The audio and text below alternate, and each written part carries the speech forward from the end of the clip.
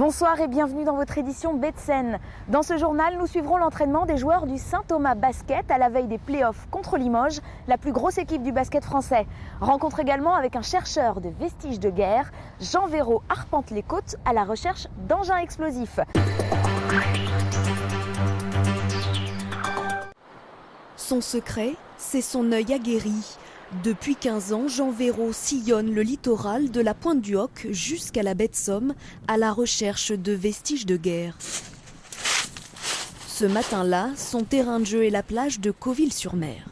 On arrive près d'un bloc béton anti-débarquement qui a déjà été déminé.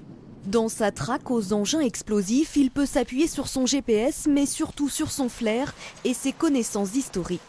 Ces blocs étaient positionnés en général au niveau des valeuses afin d'éviter l'arrivée de vedettes de commandos anglais ou canadiens. Et sur ces 10 dernières années, les démineurs ont dû en faire sauter à peu près 80 de ces blocs. Après les tempêtes d'hiver et les marées, l'Estran met parfois au jour des trésors de guerre cachés depuis des années. Alors là, c'est une zone où il y a 2 autres blocs de béton anti-débarquement mais qui ont perdu leurs obus. Donc je regarde si des fois ils ne sont pas autour.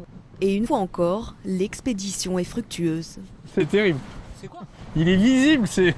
Voici un obus allemand dans un état encore irréprochable. C'est dangereux? Là, oui, ouais, dangereux. Donc on regarde avec les yeux. Moi, je vais prendre des photos pour le repérer un peu dans son entourage. Et puis je vais prévenir les autorités.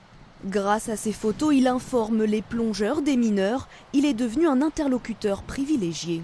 J'ai dû faire intervenir à près de 400 fois les démineurs. Ça doit représenter quelques milliers d'engins parce que les découvertes sont variables. Un obus, comme aujourd'hui, il y a plusieurs centaines des fois.